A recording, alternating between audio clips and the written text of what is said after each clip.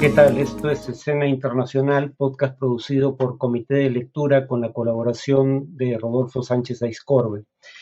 En cuanto a las noticias recientes, en España se aprobó y entró en vigencia la nueva Ley de Memoria Democrática que permitirá a más personas de América Latina adquirir la ciudadanía española.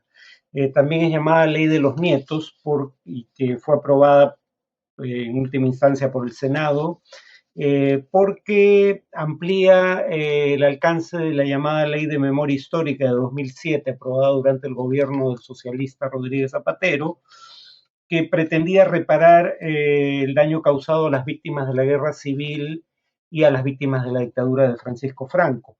Lo que esta ley hacía era conceder el derecho a adquirir la ciudadanía española a hijos de españoles que hubieran perdido o renunciado a su nacionalidad por razones políticas, básicamente por haber tenido que huir del país producto de la guerra civil o de la represión franquista posterior a la misma. Pero los derechos no se extendían en igual medida a los nietos. Lo que hace esta nueva ley de memoria democrática es extender ese derecho a adquirir la ciudadanía española a los nietos de españoles que, digamos, tuvieron que marchar al exilio por razones políticas, ideológicas o de identidad sexual y en ese proceso hubieran perdido o renunciado a la nacionalidad española. En Brasil, Lula mantiene una ligera ventaja sobre Jair Bolsonaro en las encuestas de opinión de cara a las elecciones de este domingo 30 de octubre. Eh, digamos, hay una coincidencia en todas las encuestas. Aunque una de ellas, dentro del margen de error estadístico, todas ponen por delante a Luis Ignacio Lula da Silva, el candidato de izquierda. Y en segundo lugar, si bien todas ponen por delante a Lula, todas coinciden en que la ventaja de Lula en las encuestas se ha reducido desde inicios de octubre. Según un promedio de encuestas que realizó el diario español El País, entran a la recta final de esta campaña electoral con una ventaja en promedio de 3 puntos en favor de Lula, cuando a principios de octubre era de 6, pero solo hasta ahí llegan los puntos de acuerdo, ¿no? Porque algunas encuestadoras dan 7 puntos de ventaja a Lula, otra da 1.1%. Algunas dicen que Bolsonaro está creciendo, otras que Lula está creciendo, otras que ninguno crece y se mantiene el resultado obtenido la semana previa, pero, y esto es lo importante, todos esos datos son dentro del margen de error, es decir, esto es más ruido que información interesante, ¿no? Porque si está dentro del margen de error quiere decir que virtualmente no ha habido cambio. Un poco hacia arriba, un poco hacia abajo, dado el margen de error, no es diferencia significativa. Lo fundamental es que desde principios de octubre claramente se ha reducido la ventaja de Lula, pero no lo suficiente como para que Bolsonaro pase a primer lugar. Es de presumir que las encuestadoras corrigieron los errores u omisiones que cometieron en la primera vuelta. Por ejemplo, fundamentalmente fue ese el error, subestimar el voto oculto en favor de Bolsonaro, ¿no? Entonces, en teoría, estas encuestas de segunda vuelta deberían ser más fidedignas, pero obviamente no hay forma de garantizarlo. Como ocurrió en Estados Unidos con Trump, siempre puede surgir alguna otra fuente de error muestral, ¿no?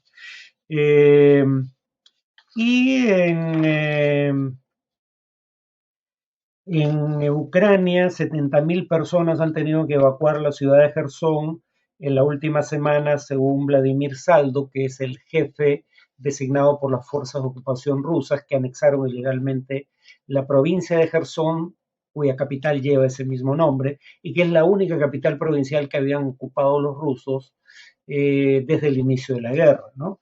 Ahora hay un riesgo de que la pierdan porque, aunque de manera progresiva, pero también sostenida, se está produciendo una ofensiva ucraniana que ha logrado recuperar territorios alrededor de la ciudad de Gerson.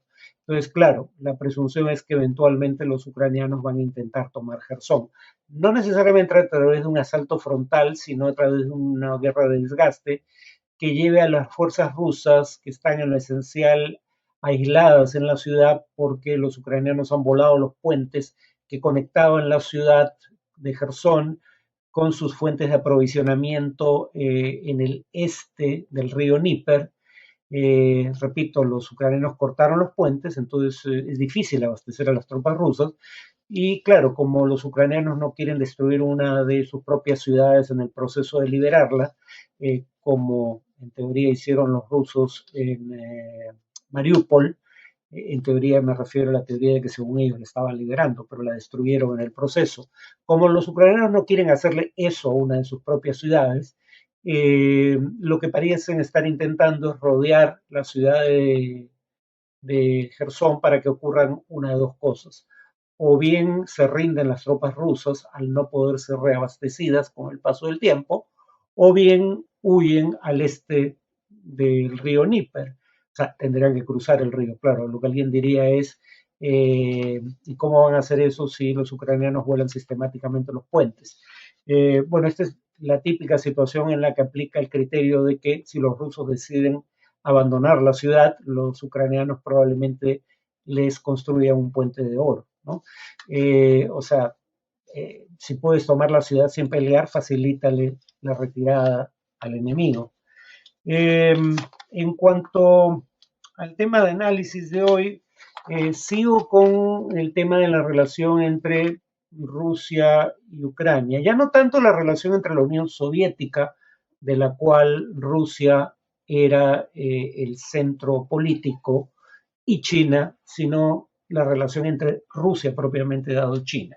Lo primero que habría que decir es que estos países no son aliados naturales, no lo han sido históricamente, pero además, incluso durante el periodo comunista de Rusia, es decir, durante el periodo soviético, se produjo un cisma ideológico en 1965 entre China y Rusia, y China empezó a llamar a Rusia una potencia revisionista y social imperialista, y los partidos comunistas del mundo entero, bueno, salvo aquellos que eran autónomos respecto a ambos, pero partidos comunistas como el peruano se dividieron entre una facción que seguía las órdenes de Moscú y una que era leal a Beijing y Mao Zedong, ¿no?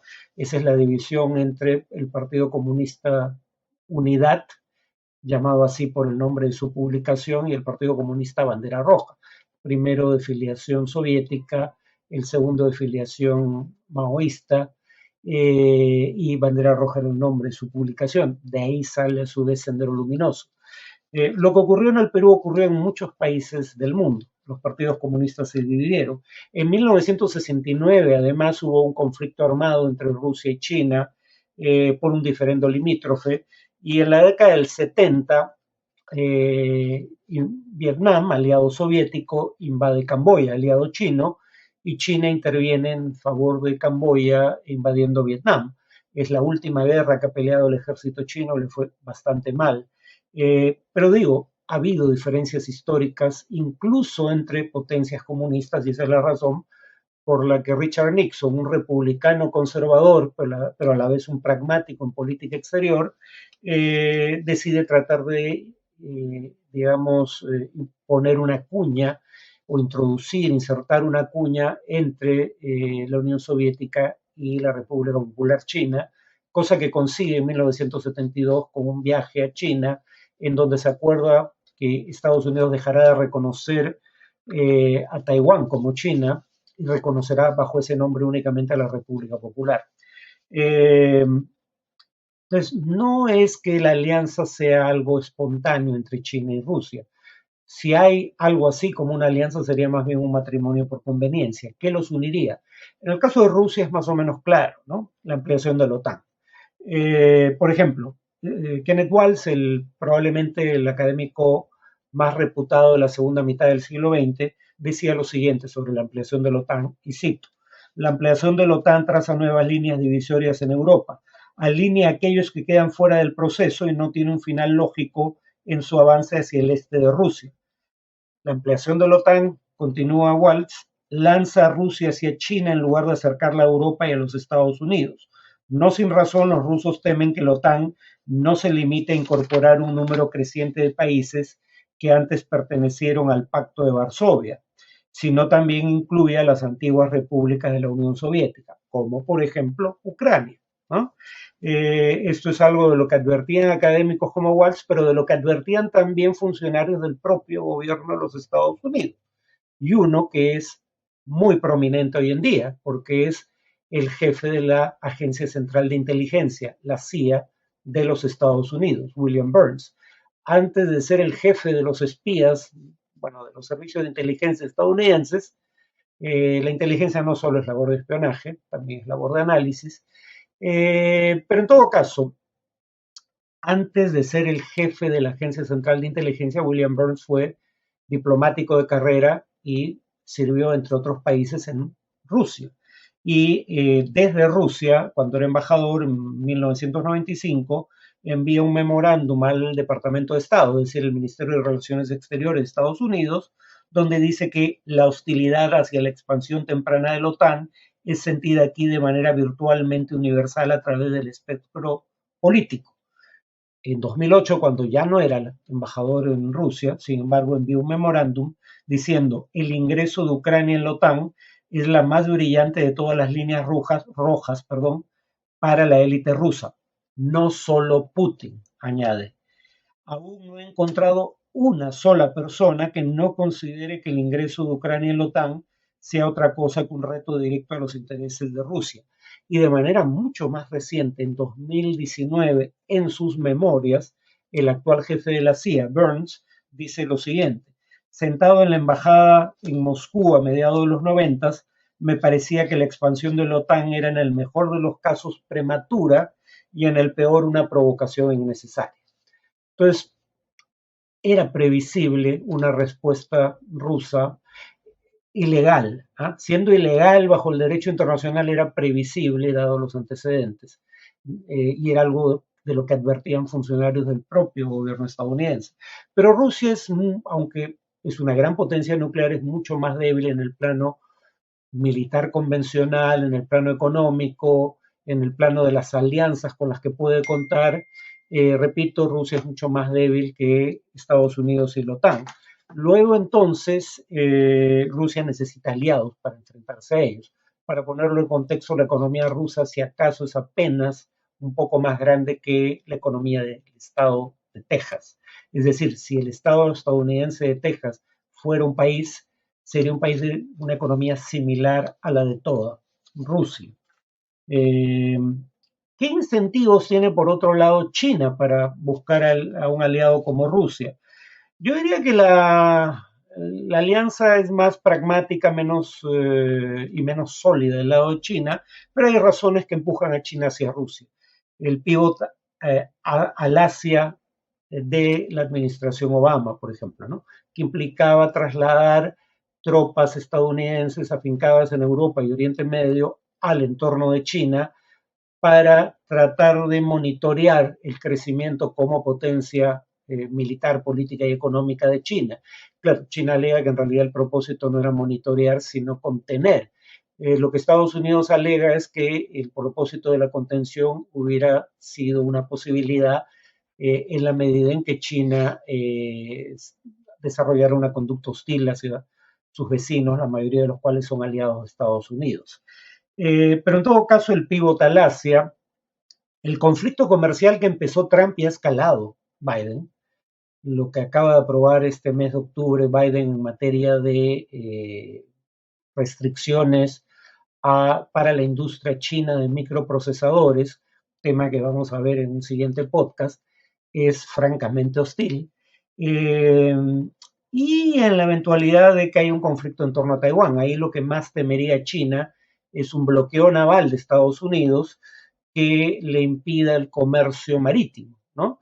Y recordemos que China recibe gas que importa por vía marítima de manera en estado líquido para ser regasificado en plantas en China. Y claro, ese es un comercio que podría ser restringido por un bloqueo naval estadounidense que, dada la diferencia de poderío relativo, China probablemente no se atrevería a desafiar. Aquí Rusia es muy importante porque Rusia, uno, no es aliado de Estados Unidos, dos, posee grandes reservas de gas, y tres, le puede enviar gas a Rusia por gasoductos que pasen por tierra, no por el mar. O sea, no podrían ser objeto de un bloqueo naval, como el que teme China. O sea, en otras palabras, China también necesita aliados y Rusia es el más aparente, pero su alianza con Rusia es bastante más pragmática, ¿no? Rusia no ha apoyado para todo efecto a Rusia, perdón, China no ha apoyado para todo efecto a Rusia en el contexto de la guerra en Ucrania. No ha desafiado las sanciones occidentales, probablemente por temor a que sus propias empresas sean objeto de sanciones. No ha reconocido la anexión rusa de territorio ucraniano, etcétera. ¿Por qué la actitud de China es más ambigua que la de Rusia dentro de una alianza que sí podría decirse que existe? Porque probablemente China calcule que sale ganando incluso en el peor escenario, ¿no? Si Rusia prevalece sobre Ucrania y consigue dividir a la OTAN, cosa que espera lograr y que creo cabe dentro de lo posible, a medida que se prolongue el conflicto, si Rusia prevalece, se habrá debilitado al principal rival de Rusia, pero también al principal rival de China, Estados Unidos. Rusia no tiene tantos problemas con la OTAN o con Europa como los que tiene con Estados Unidos, pero digamos derrotar a la OTAN es derrotar a Estados Unidos, y en ese sentido China vería eso con buenos ojos.